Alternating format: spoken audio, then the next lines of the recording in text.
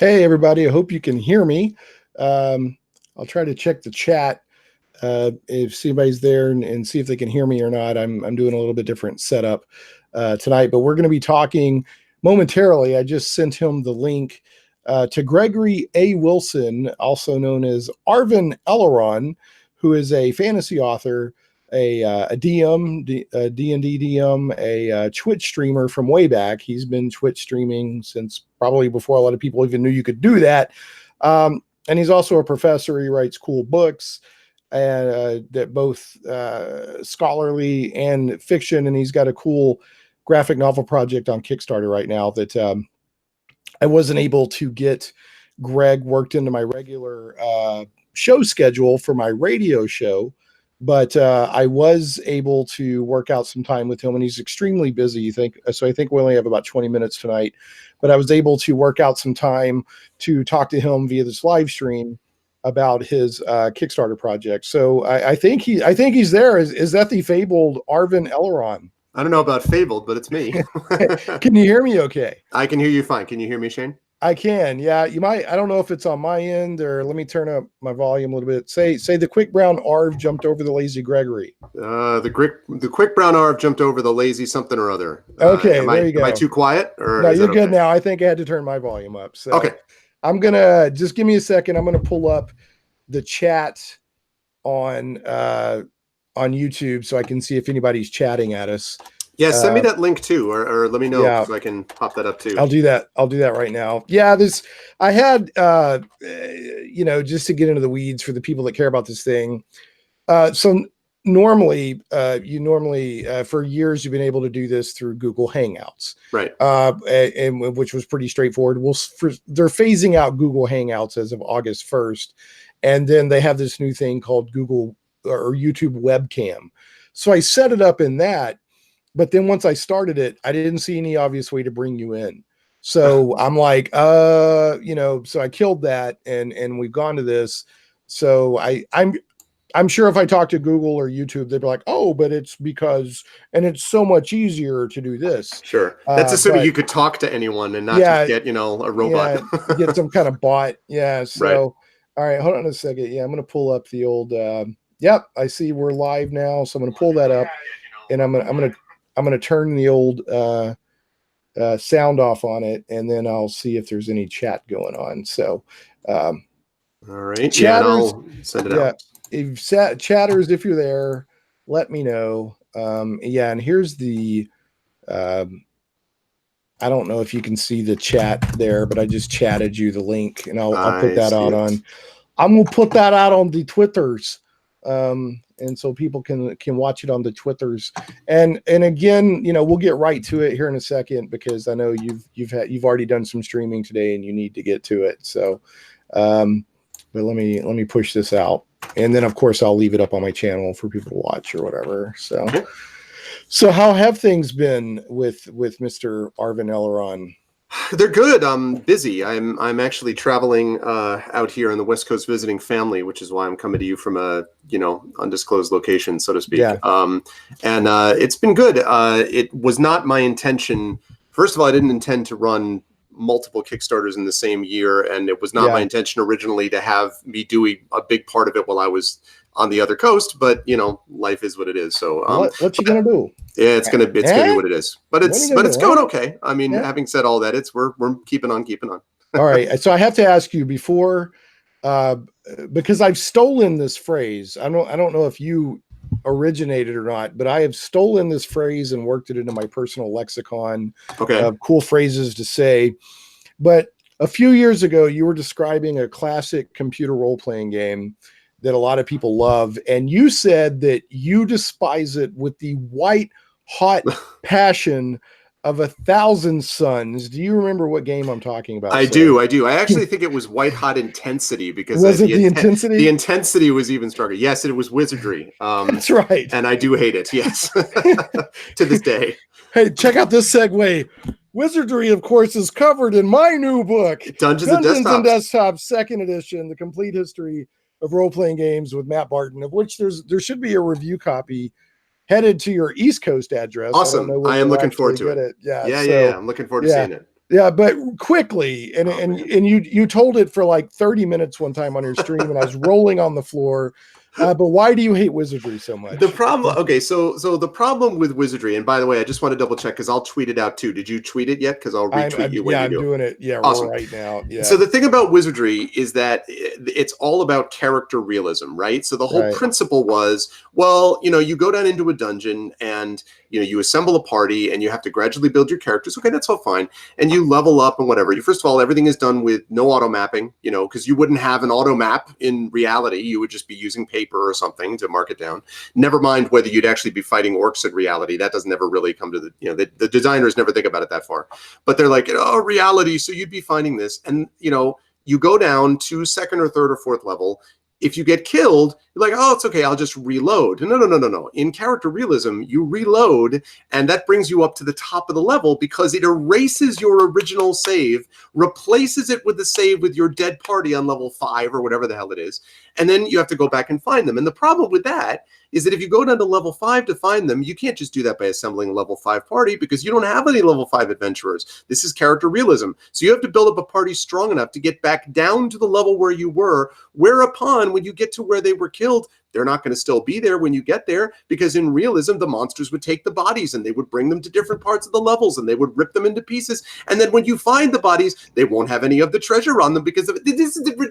And all of this is like character realism. And I'm like, if I wanted realism, I would be doing my job, right? Like I'd be hanging out, I'd be going shopping. Like this is not realism. It's like the classic artwork in like one of the first D&D books where it showed a bunch of like fantasy characters playing like corporations and clerks or whatever, and they're like, oh, you're, it's like, but just so people know, let's see what page Wizardry is on in my book. Do you agree? Please tell me that it's like in the chapter for worst RPGs ever made. No, but in the next edition, I'm going to give you a special. Oh, please do, and a whole appendix. Sidebar.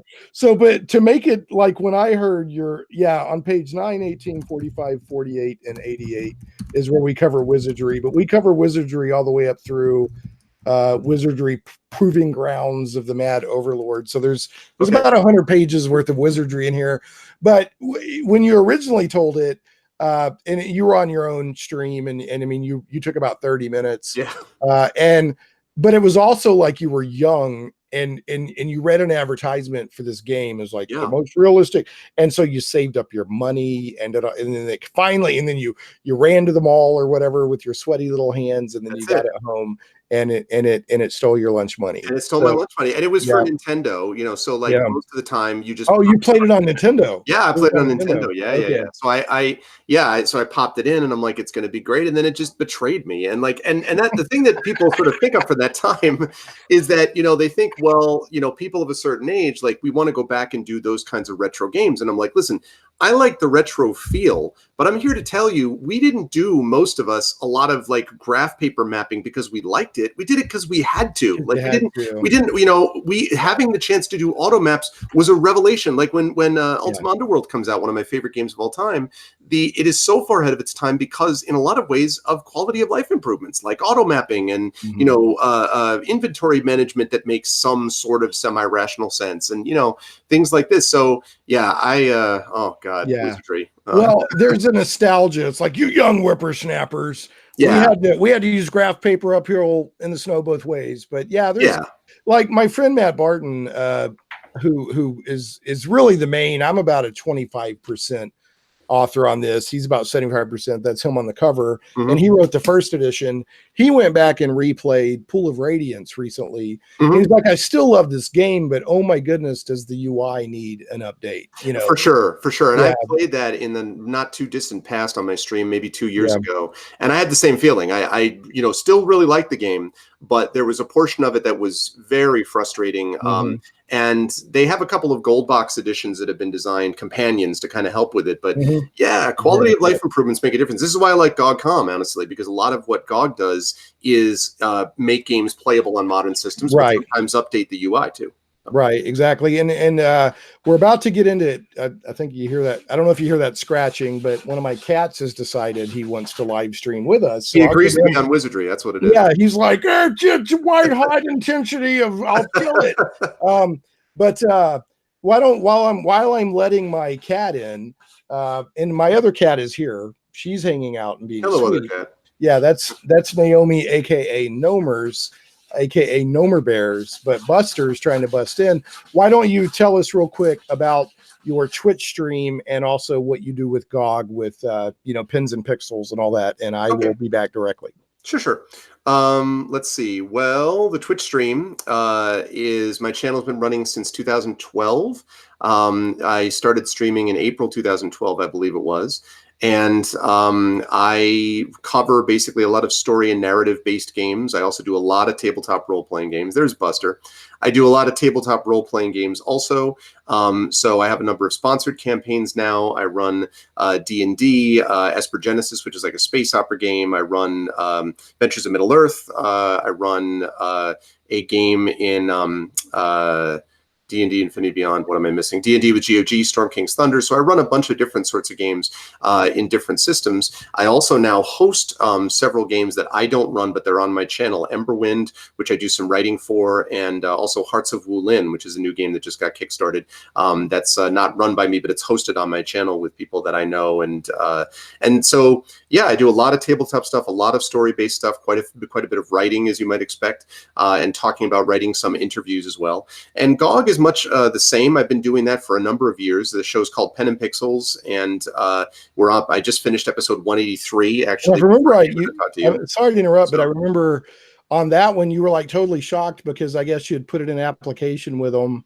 Yeah. And almost kind of forgotten about it. And then they kind of came out and said, hey, we want you to be a representative for GOG. Months and months later. Yeah, I completely forgot. And I'm glad that I did. The person who picked up was a woman named Outstar, who's now off doing her own thing as a game developer also. Then she left, and now Pyron Jade is the Twitch name of the person who's the head of the stream team. And they've been very good to us. You know, I get a chance to get a lot of these games, and I generally am a fan of GOG. I'm not 100% only that, because I do use Steam, and I'm somewhat agnostic in that regard. But if I'm given a choice between DRM and no DRM, I would rather have no DRM. I think it's generally a better principle if it can be managed in the right way. So yeah, and they have an ever increasing platform, and it helps to be owned by CDPR, which can get Keanu Reeves and stuff like that for their games now. So they're doing okay. I didn't know that CDP. Oh yeah, CD Projekt Red. Yeah, CD Projekt Red owns them. They did. Yeah, they did own. They do own GOG, and yeah, now he's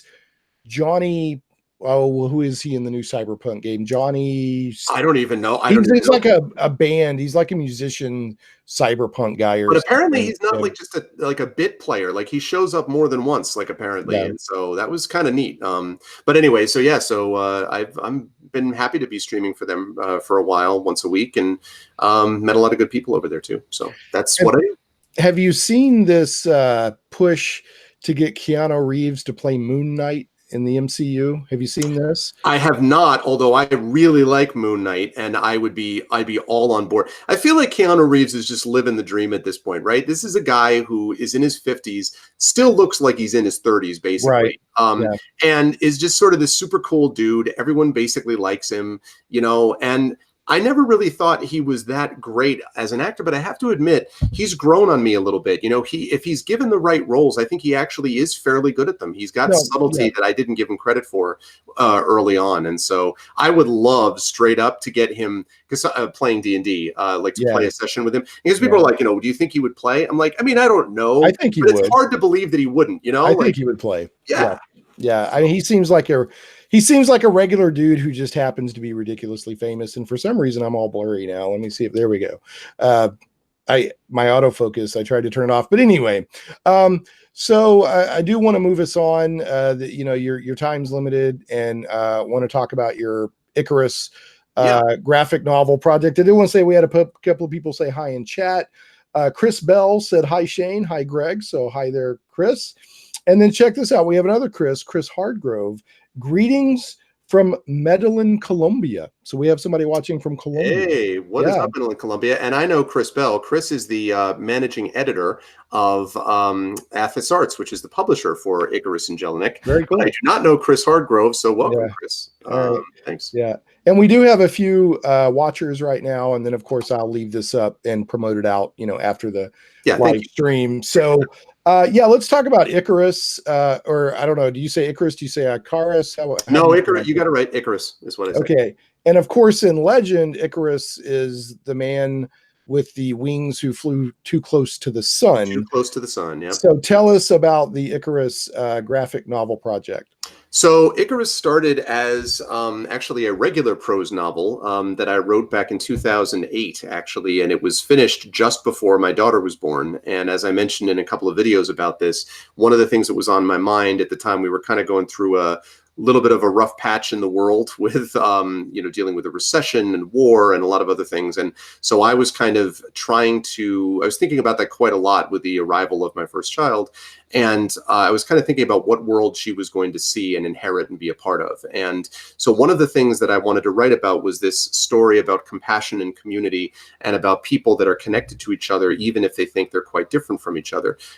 Icarus is about a young man with wings who falls into the heart of a dormant volcano, and the creatures that he finds there, including a red-skinned, flame petal prospecting, about 4 foot tall character called Jellinek, who's kind of an Old West Gabby Hayes type, I guess you might say, who's basically a loner. He just hangs out down in the land of Vol, which is this, again, huge dormant volcano, with himself and his companion slash pet, Rig, who is a two-tailed lava-resistant creature called a solar, kind of like a lava-resistant dog, I think you might say.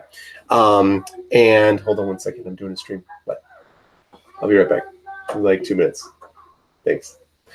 I have a 5-year-old that I'm like, here, play Lego superheroes for 30 minutes. Yeah, so exactly. Hopefully he's down there. Yeah. I've been streaming the whole time, so that's why why they came in. Oh, I don't know if you can see I'm screen sharing, and the's the lava dog. I do see it, and thank you. Yeah, so that is Rig, who's there at the bottom. And so he that basically the story begins with Icarus falling into the heart of this volcano and destroying this creature called a flame demon, which would have otherwise destroyed Jellinek and Rig. And from that point forward, the story kind of continues. Icarus has no memory of anything but his name, but he obviously has great powers, which is how he's able to destroy that flame demon. And there are others down in Vol that would like to get some of those powers for themselves. And so much of the story is about the mystery of him discovering who he is and why he's there. But a lot of the story also is about discovering a little bit about what makes him more similar to Jellinek than you might think. They seem very different on the surface. Those covers are sort of meant to indicate that. Very different type of characters on the surface, but internally they're motivated by a lot of the same things. They care about a lot of the same things, and they may end up discovering that they're more similar to each other than they might have thought. And as I'm often reminded, also Rig. Like, I'm not allowed to forget about the fact that Rig is awesome, because everyone loves Rig.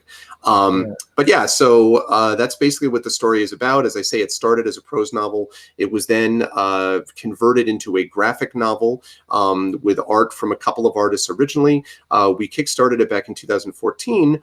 But we had a series of art delays, and Silence in the Library, the original publisher, had a series of art delays, and in the end, really only half of the story that I wanted to tell was delivered to people. And so that's why I'm glad you brought that up, because I was like, I remember there was an Icarus project, back in the, I mean, it seems like ancient history Twitch wise, but just a few years ago when we were hanging out on Twitch, I remember there was some Icarus stuff going on. So right. That's right, back in 2014. And so I had a chance last year as part of the Gen Con Writer Symposium that I've been a member of for many years.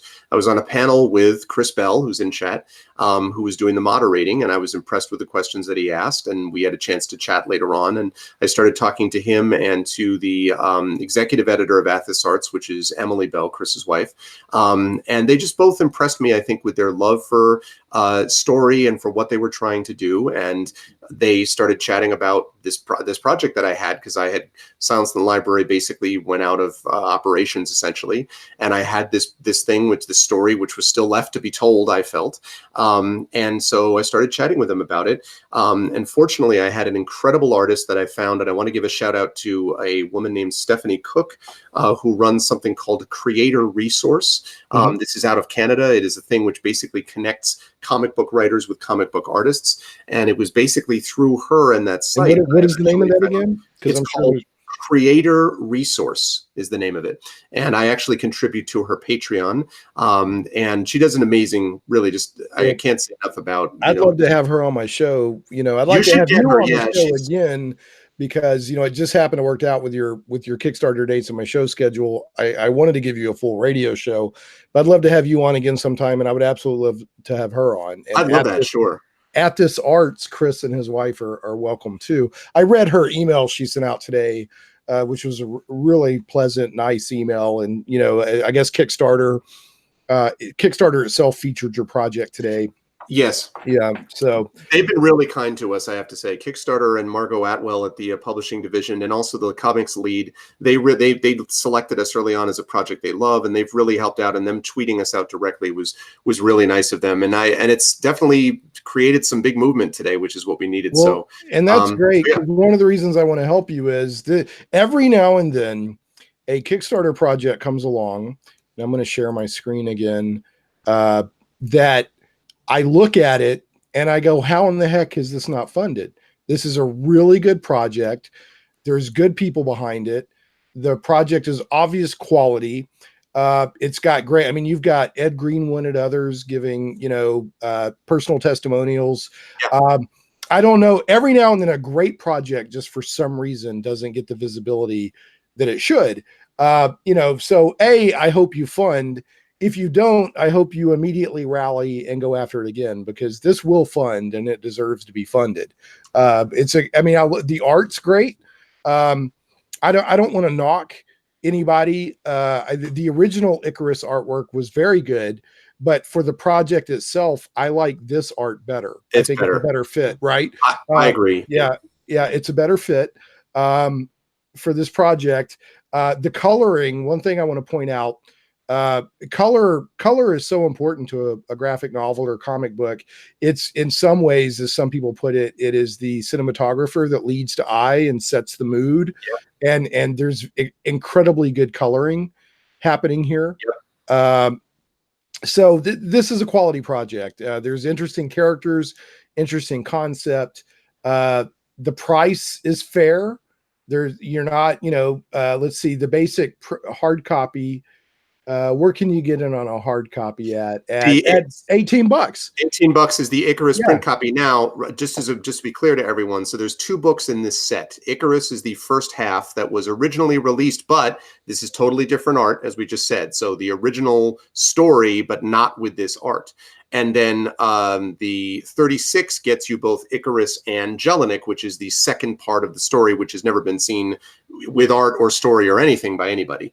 And those are the 2 covers that you see there. And yeah, I just want to say one quick note about the artist, if I may. Attila Fabio is a Brazilian artist, a young guy in his 20s who did the art for this. And I agree entirely. This is nothing against the original artists, but in terms of not just the suitability of it, but the efficiency of how quickly he's been able to get through it. Jellinek is essentially done. The second book is pretty much finished. And he's already worked on the cover for Icarus, which is the first part, and is going back to that. And the reason we had him redraw book 1's art, in part, is because he was so efficient and the art was so good that we're like, it kind of just makes sense to tell the whole story that we really wanted it to be told. And the other thing he does so beautifully with his art, in addition to the color, and I agree with you entirely, the cover of Icarus is really stunning that way. The sort of blue from where he's falling from. Yeah, this here is amazing because you've got the red here showing he's falling, and this so page, good. This page here. I'm scrolling down. That right there. Yep.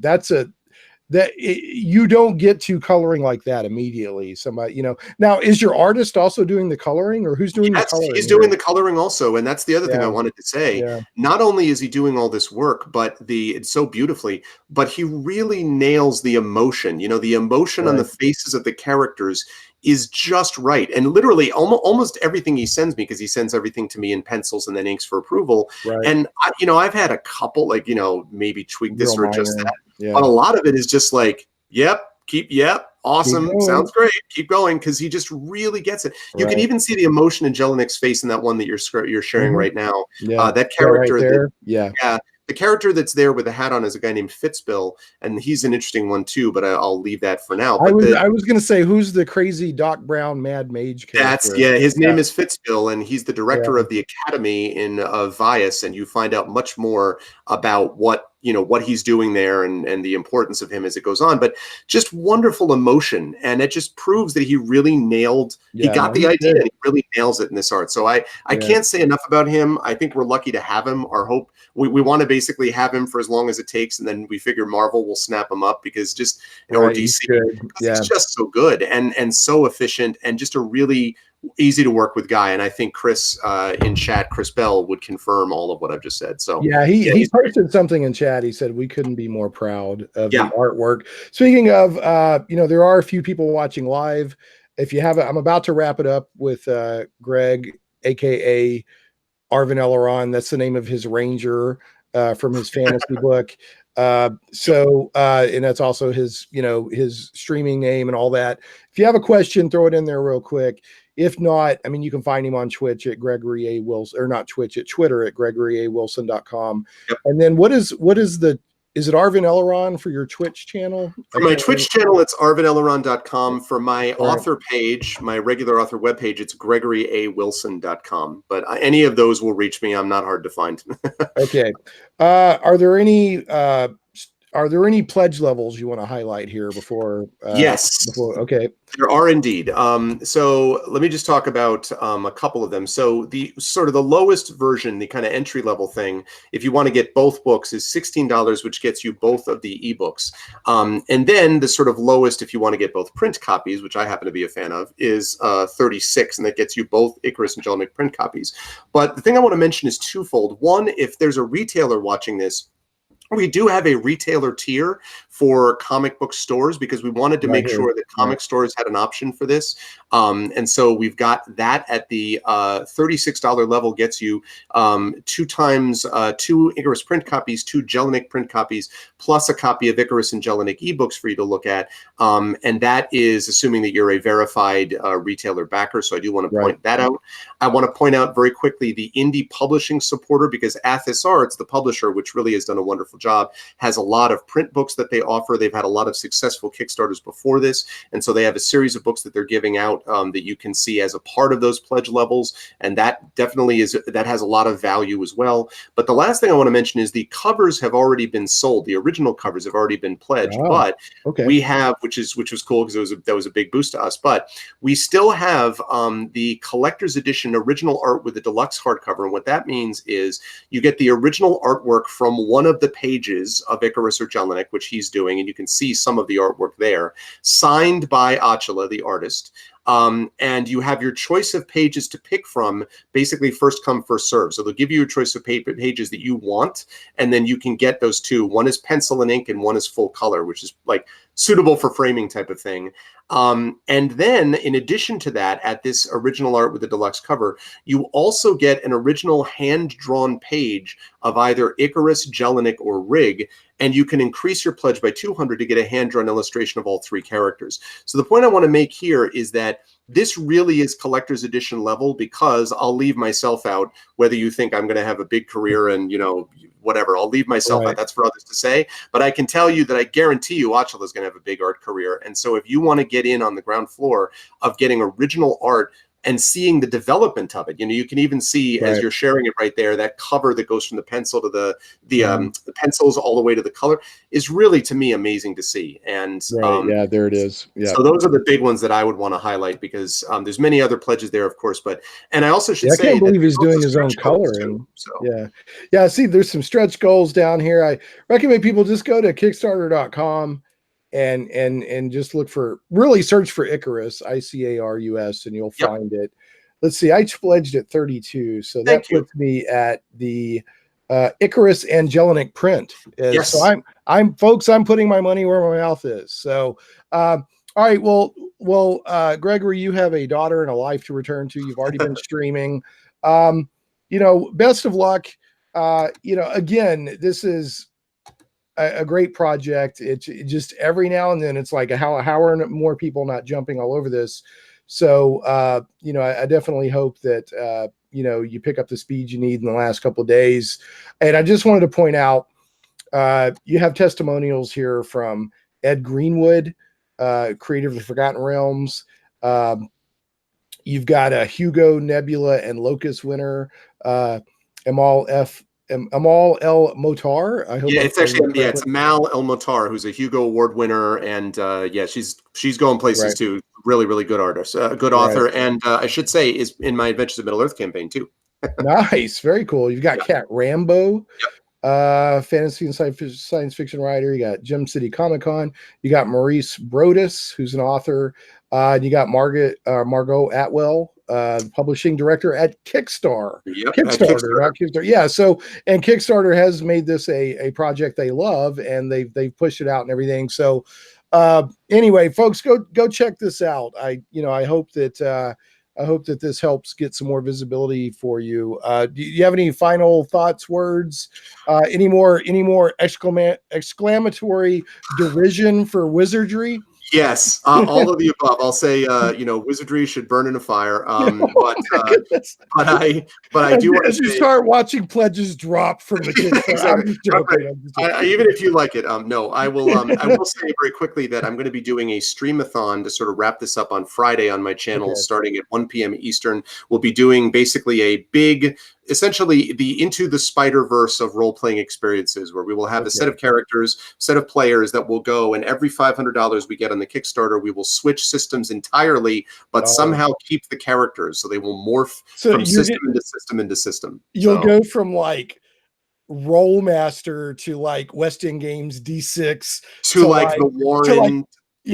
DC Heroes to Mark, like as possibly different of a system as can happen. You got it. And I may even have chat vote on what system we do next. We'll see. But that's going to be happening on Friday. And I also want to just quickly send a shout out, Shane. I'm looking forward to actually seeing the book that you sent. But also, I wanted to thank you for jumping in. And you've been so generous to me over the years with the radio show stuff, and I'm very grateful for that. And I hope that people watching this will take a look at the Kickstarter. I'm very proud of it. I'm proud of the project. I'm really proud of Athos Arts, the publisher that as I say, put a lot into this. And so I think we assembled a great team. I also should mention Chris Suda, who's doing the lettering and layout, also known as KL Satobo. You will probably know from your time in Twitch. So I'm really proud of them and proud of this project. But again, I want to thank you, Shane, for having me on and for increasing the visibility. It's always a pleasure. And thank you. Happy to help. So, and for supporting yourself. Thank you. Yeah. So of course. I want this. I want to have it. So, and I'm still going to buy the liminal space between or whatever. Yeah. Just got the second edition. I'm still fascinated, and we'll have to maybe I'll have you on the show to talk about that. But but I'm fascinated by that whole concept of what happens between the creator and the audience, that space in between them. I love that too, and I'm happy to talk about it. Sure. Yeah, it's like the space between comic book panels. So important, but nobody thinks about it. But anyway, 100%, I agree. Yeah. Okay. So to let you go, get back to your life. This has been Gregory A. Wilson, AKA Arvan Eleron. Go support the Icarus and Jellinek graphic novels by Gregory Wilson, and the artist. What's the artist? I don't want to mispronounce the name. So it's Attila Fabio. Okay, Attila Fabio, and the publisher is At This Arts LLC. So At This Arts basically is how they pronounce it. But basically, that's right. That's correct. And then I'm not sure what Chris was responding to, but Chris Bell in chat said, yeah. So all right, we'll end on that note. Greg, great to talk to you again, and we will talk to you soon. I'm going to go ahead and kill the broadcast. I'll stop by Friday and try to help support you and kind of promote that out and everything. That sounds like a lot of fun. But anyway, man, have a good one, and we will talk to you later. Thank you, sir. Always a pleasure. All right. Same here.